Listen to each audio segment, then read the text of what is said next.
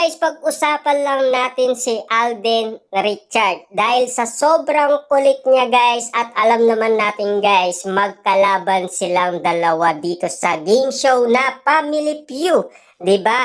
At kitang-kita naman natin kasi guys, si Alden Richard ay hindi umano siya makontento sa kanyang lugar at pupuntahan niya si Catherine Bernardo. Kaya guys, kapansin-pansin ni Direk Cathy, Lovely at Valerie ang ginagawa umano ni Alden Richard at Catherine Bernardo. Kinikilig umano guys sila dahil kapansin-pansin nga naman guys, napapalapit ang loob nila sa isa't isa. Siyempre, kahit sino naman siguro guys ang makakita sa kanilang dalawa, talagang magugulat sila at magtataka. Bakit napaka-close ng dalawang ito? Ano ba ang meron sa kanila? Bakit pati mga artista talagang kinikilig umano sa kanilang dalawa? 'Di ba? Lalong-lalo na guys sa kanilang chemistry. Mas lalong lumalim ng lumalim. At lalong-lalo na guys sa kanilang movie ngayon ay lalo silang nagkaroon ng bonding moment. Dahil napatunayan naman natin guys, narinig natin yan kay Catherine Bernardo at Alden Richard. Dahil na-interview sila sa Calgary, Alberta, Canada. At kitang-kita naman natin guys no, ang pangyayari sa naganap na game show na Family Feud. Kung bakit nga naman guys, excited si Alden Richard. At napakakulit nga naman ito guys dahil siyempre may moment pa guys na talagang sobrang igpit ng yakap niya. Parang ayaw niya na talaga guys pakawalan si Catherine Bernardo. Pero pag natapos na ang kanilang movie, ano kaya guys ang mangyayari? Sino kaya guys ang iina sa kanilang dalawa at iiyak? 'Di ba? At alam naman natin kasi guys, si Alden Richard na yon. Kasi kitang-kita naman natin guys, hindi siya makapakali sa kanyang lugar. Pupuntaan niya guys si Catherine Bernardo.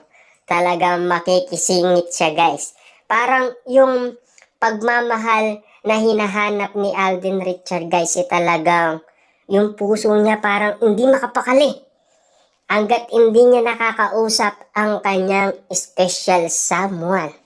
Naanimo talaga guys, nagbulungan pa si Valerie Concepcion at si Lovely.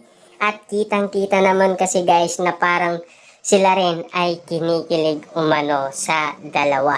Naani mo siyempre guys, lahat naman tayo ay saksi sa mga nakikita natin sa dalawa. Kitang-kita naman natin guys, ang mga ayudang pinapakita nila. Lalong-lalo na guys maraming celebrity ang nakakakita. Hindi lang naman tayong mga netizens, hindi lang naman tayong mga fans, di ba? Kahit sila, kahit nga ang media ay napapansin ang ginagawa nila ay kakaiba na. Iba na yung feelings nila sa isa't isa kesa dati. Kasi dati, friendly lang sila. 'Di ba? Kasi alam naman natin, merong respeto si Alden Richard sa boyfriend ni Catherine Bernardo. 'Di ba? Alam naman natin guys, si Alden Richard, botong-boto ang mga Catden fans. Dahil alam nila kasi nasa tamang tao daw si Catherine Bernardo. Kaya naman guys, alam naman natin kung ano ang mangyayari sa kanila kapag sila ay nagkatuluyan. Tignan nyo naman guys ang inala ng isang manghuhula sa kapalaran ng Catden. Hindi daw magtatagal. Pero narinig na natin guys mismo sa bibig ni Catherine Bernardo ang salitang mahal, let's go, 'di ba? Naani mo talaga guys, siyempre pinagdadasal yan ni Alden Richard na mapasagot niya si Catherine Bernardo. At yung kailingan niyang yun guys ay talagang sinagot siya ng Diyos. Diba? Naani mo guys bago magsimula ang kanilang event, si Alden Richard laging nagdadasal yan bago pumunta umano sa kanilang tour. Diba? Kitang-kita natin kasi guys ang bawat pangyayari kapag sila ay nagsushooting, si Alden Richard ay nagdadasal. Lalong-lalo na guys, noong si Alden Richard ay nasa Sparkle Gala. Talagang siya ay nagdadasal para lang suportahan at ingatan siya ng Diyos.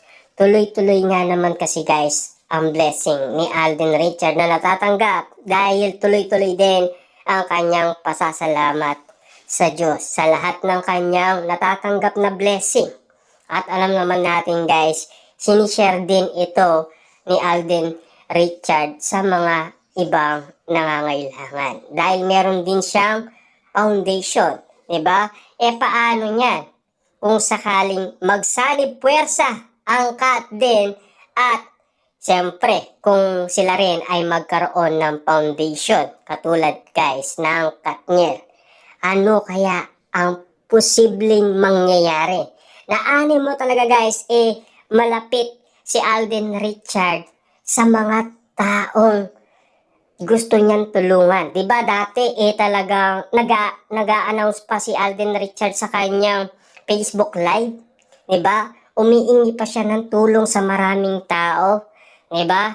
Kitang-kita naman natin guys na kayang-kaya ng Kat din gawin yon.